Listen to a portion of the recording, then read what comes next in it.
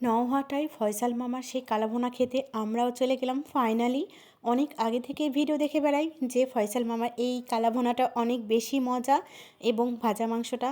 তো এখানে যাওয়ার অনেক বেশি ইচ্ছে ছিল, সময় সুযোগে হয়ে উঠছিল না। আজকে আমাদের ফাইনালি বান্ধবী নিয়ে গেছে, ভাইয়া নিয়ে গেছে। ওরা যেহেতু বাইরে বেশি খায়, ওরা বেশি ভালো জানে, আমাদেরকে নিয়ে গেছিলো। আমরা সবাই মিলে গেছিলাম এবং ফাইনালি আমরা ওখানে গিয়ে খাবারটা খেতে পেরেছিলাম আলহামদুলিল্লাহ। এখানে আমাকে মেঘলা বান্ধবী বলছিল যে আমি প্রত্যেকবার লেট করি, মানে দেরি করে আসি, ওরা আগে আসে। আর আজকে আমি সবার আগে পৌঁছে গেছিলাম, ওরাই দেরি করে এসেছিল।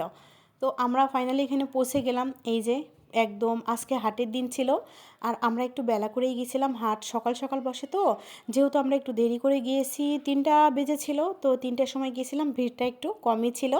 আর বাচ্চা কাচ্চাকে নিয়ে যেহেতু গিয়েছিলাম, সেই যেহেতু আমাদেরকে এখানে বেশিক্ষণ বসতেও হয়নি, বেশি গ্যাঞ্জামও ছিল না। তবে সকাল থেকে দুপুর পর্যন্ত প্রচুর ভিড় ছিল, বসার কোনো জায়গাই ছিল না। এই যে সেই ভাইরাল ফয়সাল মামা, ভাইরাল ফয়সাল মামার এখানে এসে এই যে কালাভুনাটা সবার প্লেটে প্লেটে এভাবে রেডি করছে খাওয়ার জন্য।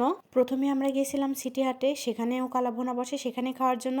তো সিটি হাটে গিয়ে সেখানে আমরা পাইনি, তারপরে নওহাটায় গিয়েছিলাম। নওহাটায় এসে দেখছি এইখানে একদম দূর থেকে স্মেলটা আসছিল, এত ভালো লাগছিল।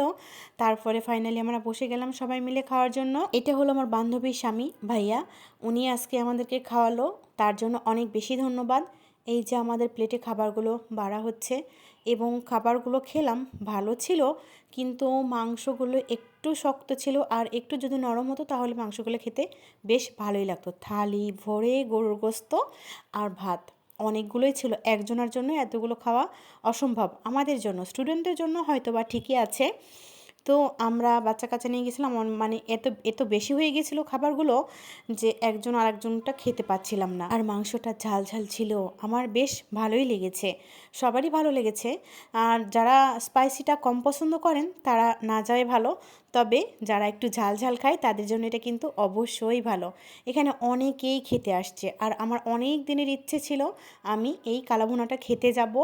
তো ফাইনালি আজকে যেতে পেরে সত্যিই খুব ভালো লাগছিল।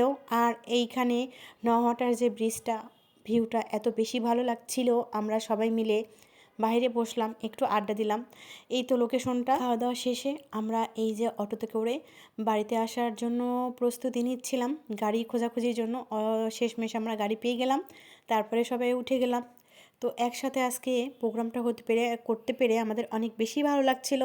তারপরে শহীদ মিনারে একটা প্রোগ্রাম ছিল, সেখানে আমরা অ্যাটেন্ড করলাম, কিছুক্ষণ সময় কাটালাম বান্ধবীরা সবাই মিলে। অনেক বেশি ভালো লাগছিল আজকের এই সময়গুলো, কিন্তু আজকে প্রচুর গরম ছিল, সেই জন্য একটু অসুবিধা হচ্ছিল। তাছাড়া মোটামুটি আজকে আমাদের দিনটা খুব ভালো ছিল। সবাই অনেক বেশি ভালো থাকবেন। আল্লাহ হাফিজ, আসসালামু আলাইকুম।